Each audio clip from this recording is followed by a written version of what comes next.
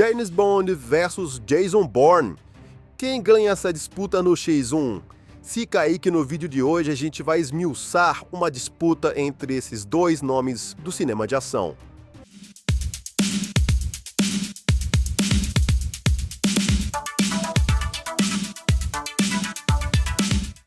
Pois é, gente, o cinema de espionagem tem um antes e um depois dessa disputa. De um lado, a gente tem o James Bond, um verdadeiro titã incontestável do gênero. Uma franquia que gerou quase 10 bilhões em bilheteria global ao longo de mais de 6 décadas. No outro, Jason Bourne, o intruso que chegou nos anos 2000 e com uma franquia que arrecadou cerca de 1,6 bilhão, forçou o agente britânico a repensar toda a sua existência. Hoje, a gente vai colocar lado a lado o espião com licença para matar e a arma que perdeu a memória, para entender como um moldou o outro. Por isso mesmo, já vai deixando o seu like, vai se inscrevendo aqui no canal do Espinho d'Água, porque nós estamos cada vez mais produzindo conteúdo de qualidade para vocês e queremos ter essa resposta positiva. Então, vamos ao que interessa. Bom, gente, então vamos começar falando do 007, que tem a franquia que nasceu na literatura em 1953 com o livro Cassino Royale, escrito pelo britânico Ian Fleming, e migrou para o cinema em 1962 com o filme 007 contra o satânico Dr. No. O sucesso transformou o agente secreto James Bond em um dos maiores ícones da cultura pop mundial. Esse personagem possui raízes profundas na realidade e na carreira do seu criador, o Ian Fleming, que é um ex-oficial da inteligência naval e jornalista. O Fleming utilizou suas próprias vivências na Segunda Guerra Mundial para compor as tramas da série. A personalidade de Bond foi inspirada em figuras reais, com destaque para o espião duplo Dushku Popov. A construção do personagem também guarda curiosidades sobre sua identidade. O nome James Bond foi deliberadamente escolhido por ser comum e sem graça, retirado de um ornitólogo americano autor de guias sobre aves. Já o icônico 007 faz referência a documentos ultra-secretos da Marinha Britânica, ganhando na ficção o significado de licença para matar. Diferente da versão frequentemente glamourizada no cinema, o Bond dos livros originais era descrito como um funcionário público frio, uma ferramenta cega do governo, com hábitos pesados como o consumo de até 70 cigarros por dia.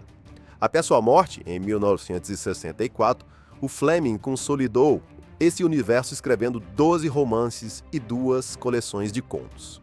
Já a franquia cinematográfica do James Bond teve início em outubro de 62, com a adaptação que eu falei do satânico Dr. No, trazendo Sean Connery no papel principal para moldar o charme e a elegância icônicos do herói.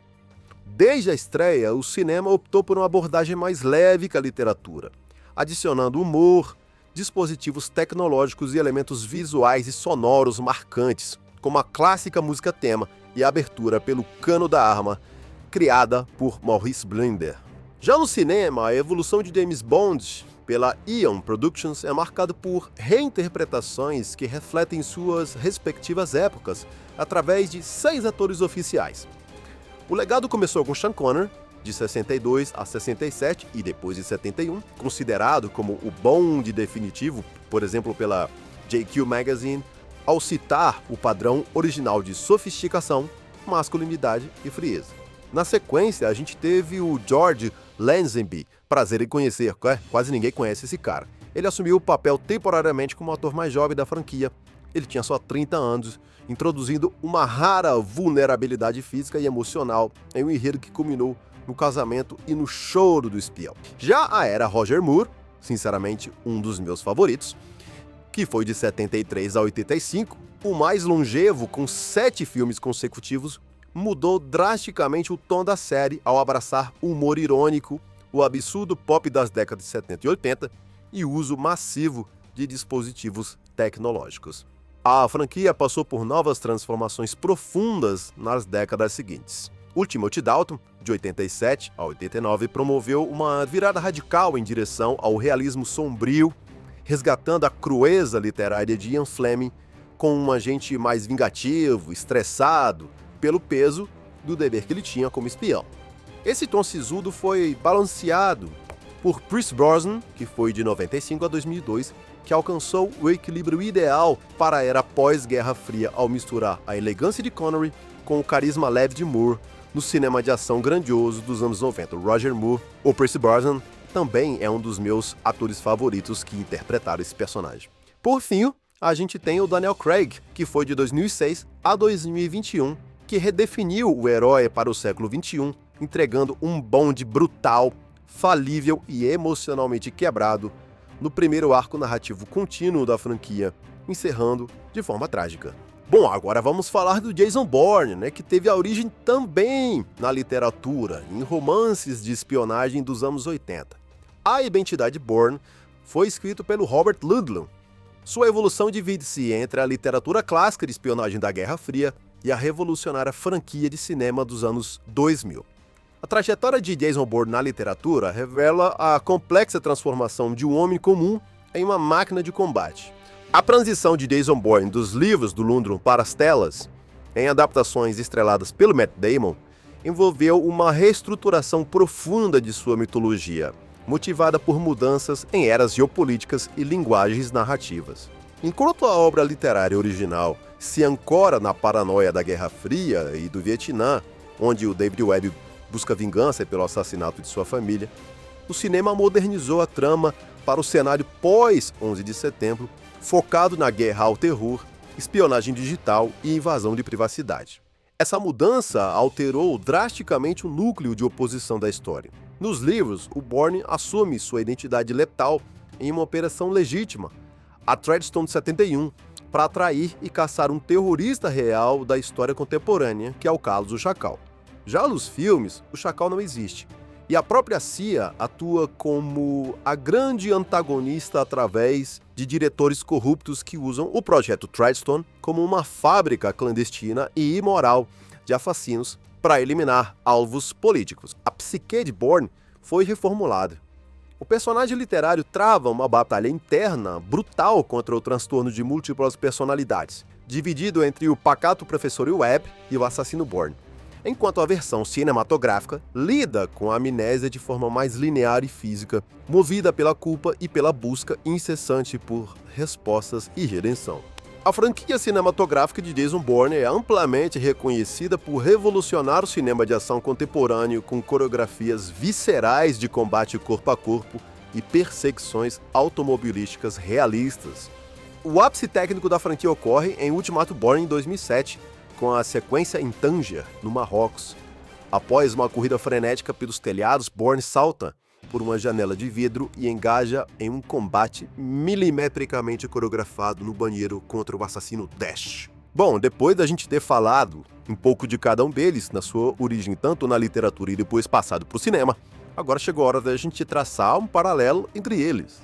Porque, apesar de caminhos visuais muito diferentes no cinema, a fundação de ambos está na literatura. Bond nasceu da mente de Ian Fleming nos anos 50, enquanto Bourne surgiu dos romances de Ludlum nos anos 80. Nas telas, a diferença central está no uso de recursos. Bond é a personificação do poderio do Estado, frequentemente equipado com aparatos do Departamento Q, que na vida real custariam dezenas de milhões de dólares em pesquisa e desenvolvimento. Já o Bourne opera na margem do sistema. Ele não tem orçamento governamental à disposição, seu equipamento principal é a capacidade de usar armas simples como uma caneta, um livro ou uma revista enrolada como uma arma letal em combates corpo a corpo visceralmente coreografados. O grande embate direto aconteceu em 2002, quando a franquia do 007 lança o filme Um Novo Dia para Morrer, que apesar de arrecadar poupudos 431 milhões, amargou críticas duríssimas, com parcos 55% de aprovação dos críticos e 41% da audiência do Rotten Tomatoes, sendo criticado pelo excesso de CGI e bizarrices como um carro invisível. Já no mesmo ano, a Identidade Bourne estreou. Feito com um orçamento modesto para os padrões de ação, cerca de 60 milhões, o filme conquistou 84% de aprovação da crítica e redefiniu a estética do gênero. A câmera tremida, o shake cam, e a crueza de Bourne fizeram o Bond do Pierce Brosnan parecer subicamente obsoleto e cartunesco. A mudança provocada por Bourne não foi apenas estética, mas também temática.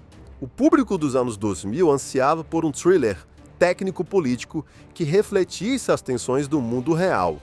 Os vilões deixaram de ser megalomaníacos com bases em vulcões e passaram a ser burocratas engavatados e diretores de inteligência corrompidos. O medo do público migrou de ameaças mirabolantes para a vigilância constante e os abusos do aparato de segurança nacional. O rastreamento via satélite, a intercepção de dados e o monitoramento urbano vistos em Bourne, uma abordagem muito mais calcada na realidade operacional de agências como a CIA, substituíram a fantasia irreal dos equipamentos do espião britânico. A produtora do 007 percebeu o recado. A adaptação era uma questão de sobrevivência.